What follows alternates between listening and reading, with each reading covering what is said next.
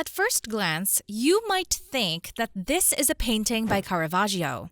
You wouldn't be mocked for the guess. If anything, you would be applauded, because this work does have a connection of sorts to him. But Caravaggio or not, this is a fun painting. Anyone who looks at it can boldly make that claim. There's something about it, the subjects, the composition, the color, and the dramatic use of lighting. The canvas tells an interesting story. But there are just as many fun stories happening behind the scenes.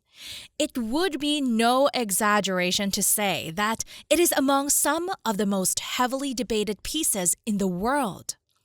Georges de la Tour was born in a large market town by the name of Vic-sur-Seille in 1593. As you can guess from his and the town's names, he was French. What makes Georges' life, career, and art interesting is that we know very little about any of it. We do know that his father and grandfather were bakers, so no aristocracy. That makes his formal training an interesting subject. His town was part of the Lorraine Duchy, and some think that he might have possibly trained under Jacques Bellange in Nancy, the capital of Lorraine. But no one knows for sure. Some say he might have traveled to Italy or the Netherlands, but these connections are merely speculative. The reason a lot of historians think he went to Italy or the Netherlands is because his style greatly emulates the chiaroscuro principles of Caravaggio. In that era, painters in training usually took a pilgrimage to cities with great art. Italy because he would have seen Caravaggio's work there, and the Netherlands because Utrecht Caravaggism was a school of Dutch artists inspired by the Italian. Imagine if he never went to Italy or the Netherlands. That would mean that he arrived at the style all by himself. Inventing the same technique would be one thing, but developing and applying it in roughly the same manner is another. Before we discuss his life further, let's head on over to the painting. There is a clear narrative at play here. The man in the center is the focus of the picture, his brown coat likely concealing the gilded clothes underneath. One need only look at his collar to recognize that he is a noble or perhaps an incredibly wealthy merchant. His left hand makes an interesting gesture toward the woman on the left. In medieval and Baroque cultures, it was common to extend one's hand out to fortune tellers with a coin in it. Imagine yourself in that era, approaching one and opening your hand, revealing the coin inside. The fortune teller would then grab the coin and, in the same motion, move in closer to inspect your hand. Sometimes they would even use the coin as a marker to emphasize the lines corresponding to one's future. Fortune tellers would move from town to town and would make their presence known at carnivals and fairs. They were a small attraction of sorts, but sometimes they were more than the spectators bargained for. Since gypsies were often discriminated against, they would take extreme measures to make ends meet.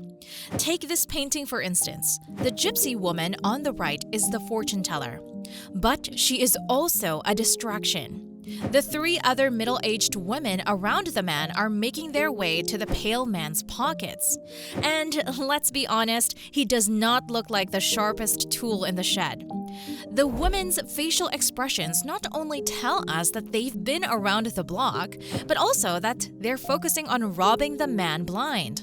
We don't just have to rely on their faces. As the gypsy woman inspects the hand, the two women on the left head for the man's belongings. And she's not alone either. The three gypsy women are most likely operating in conjunction. If you look closely, you'll find that the woman in the background is ready to receive whatever her companion hands her and quickly make it disappear. While this operation was not uncommon among fortune tellers, puppeteers, and other entertainers of the sort, the real surprise here is the non-gypsy woman. The presence of this well-dressed woman is weird. She seems to be dressed in similarly expensive clothes as the man. Even her facial features resemble the man's a little bit. It wouldn't be too far-fetched to interpret the two as brother and sister. But there is no definitive implication that this is the case. So, who is she? The question becomes increasingly fascinating when you try to look for her hands. Is she with the man? If so, why is she heading for his valuables? Is she an outsider who just stumbled on the scene and decided to try her luck? Or is she also part of the planned operation? Another cog in this elaborate scheme? Someone who just happens to be around whenever the gypsies pickpocket someone? Will the purse that the woman on the left is heading for be eventually passed down to her?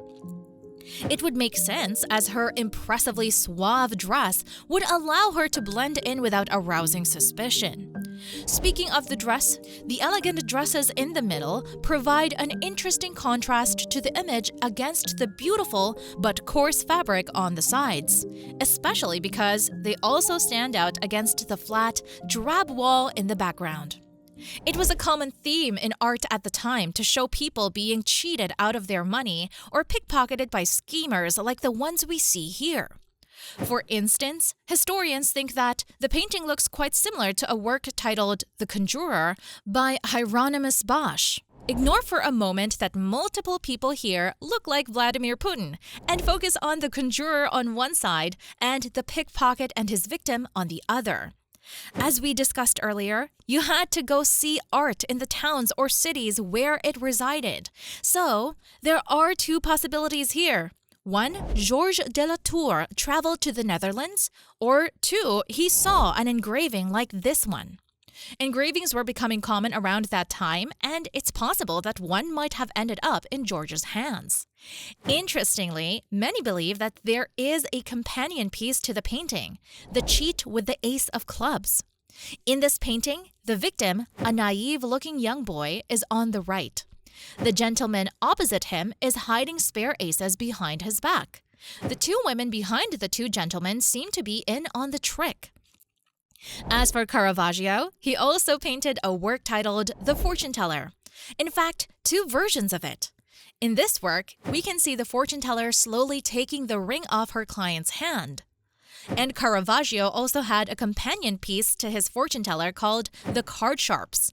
Once again, the theme seems quite similar to Georges' painting of the card players. Now, some would claim that Georges would simply have been copying Caravaggio. Even if that's true, it's not a bad thing by any means.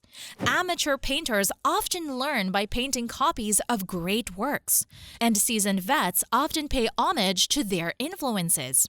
However, the painting's notoriety is owed to another story, one of its discovery. It was discovered in the mid-20th century, and before that, no one was aware of its existence.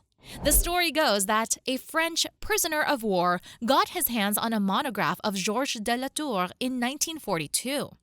He thought he'd seen similar paintings in his uncle's castle, so he took them to a priest. The priest examined them, concluded that they were authentic, and contacted the Louvre. For one reason or another, the painting never made it to the Louvre. Some investigative journalists say that the museum was skeptical of the painting's authenticity. Then again, no one would forge the work of a lesser-known artist. Whatever the case may be, the painting ended up at the Metropolitan Museum of Art. And boy, they won't be happy if they ever found out there's something fishy with it. If you enjoyed this video, don't forget to hit the like button. To support more content like this, please subscribe to the channel. That's it for now. We'll see you in the next one.